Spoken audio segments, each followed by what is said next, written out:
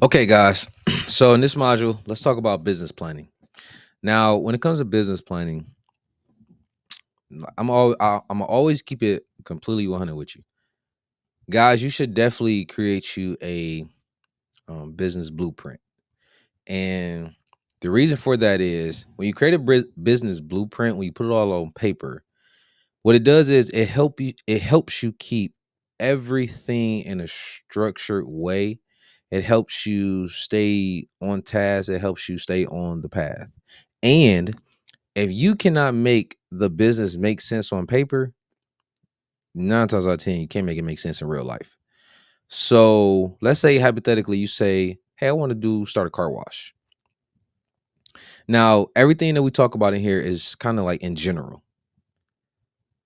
So if you want to start a car wash, considering the fact there's a number of car washes already out here, if you can't make it make sense on paper, how are you going to make that car wash make sense in real life? Because we got to think about the expenses, the profit margins, municipalities when it comes to certain like regulations in the city. Can you actually put a car wash here? Um, traffic, or if it even will be profitable. So that's what it really does. So that's what a business plan really does. So like I say, it's a roadmap. And another thing it also helps you do is it helps you figure out when it comes to funding sources. Are you going to fund it yourself? Are you going to use loans? Are you going to use investors?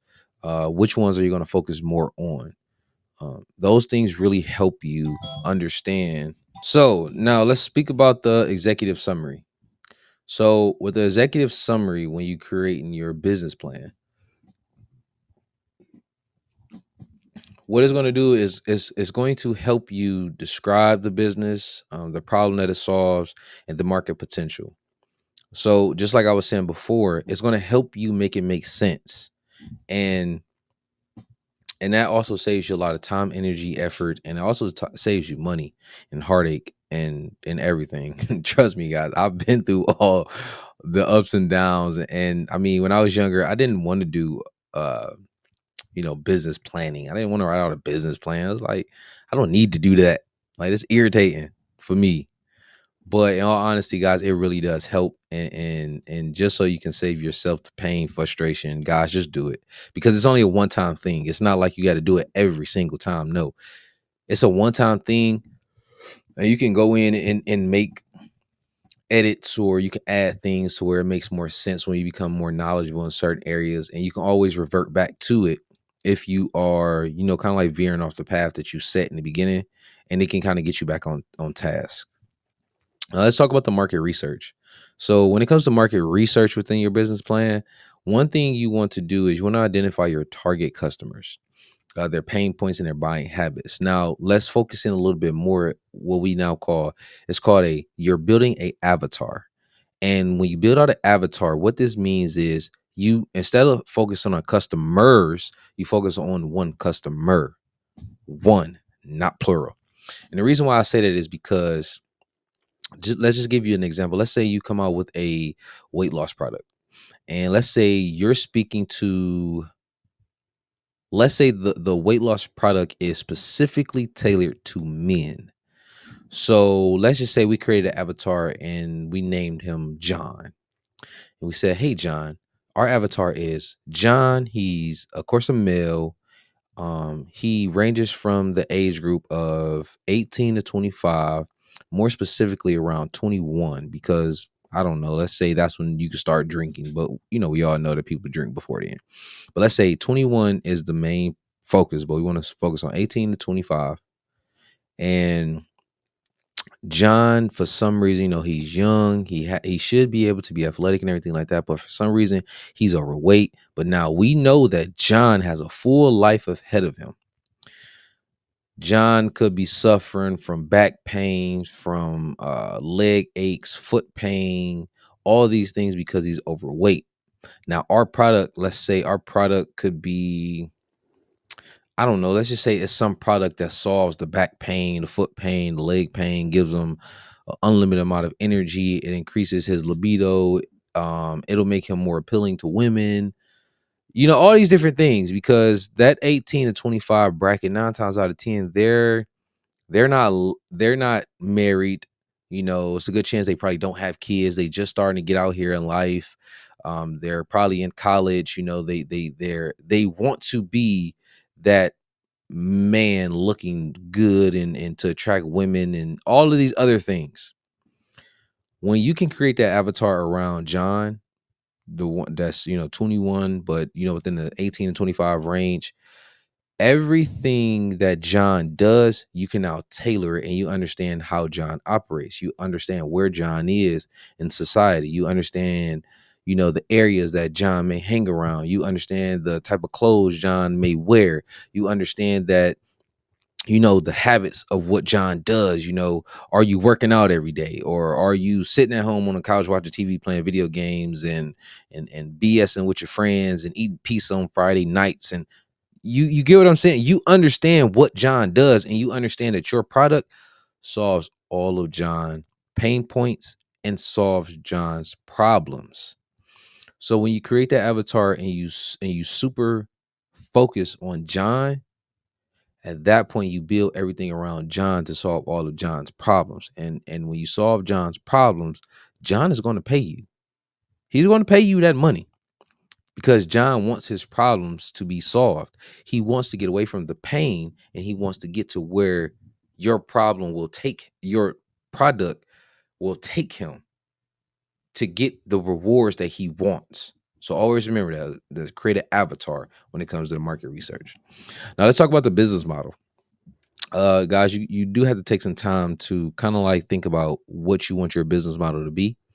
Whether it be subscriptions, whether it be just one-time sales, whether it be something that is a recurring sale, whether you have something that's free and then will transition into like a paid subscription or something like that. Figure out what business model works for you and your business, and then scale upon that.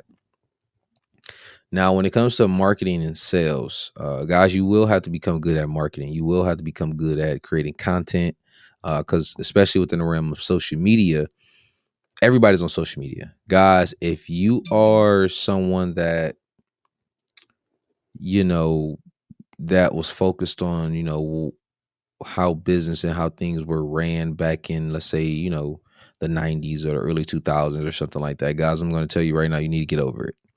And trust me, I had an issue with this as well.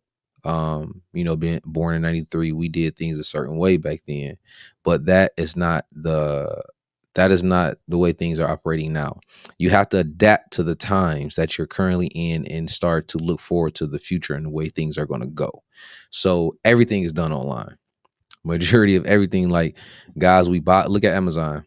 Amazon came in and basically shut Toys R Us out, got them out of business, all because Toys R Us did not want to adapt, and they did not want to go to an online format, in a sense. But yeah, Amazon, everybody shops at Amazon. Everybody shops online. Even TikTok now. People are shopping on TikTok.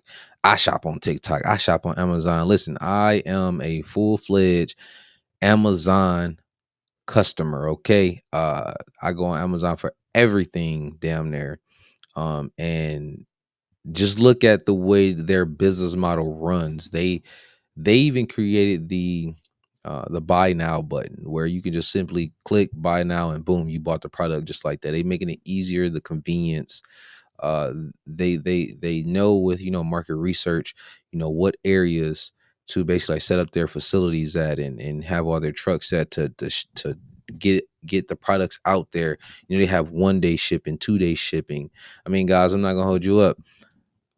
Amazon has me spoiled to the point, if my product takes more than 2 days, I'm pissed. But before, remember, products used to take a week to get to you. That's not the case anymore.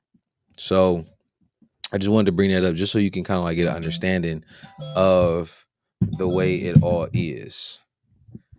So, along with the marketing and the sales, once again, you have to develop like a tailored marketing plan. Once again, it goes back to the avatar. Like we discussed before, you identifying the person, John, and creating a plan where you're going to constantly keep your messaging in front of him. Whether it be Facebook ads, Instagram advertisements, TikTok ads. Just pay attention to, like, focus on the data and the analytics.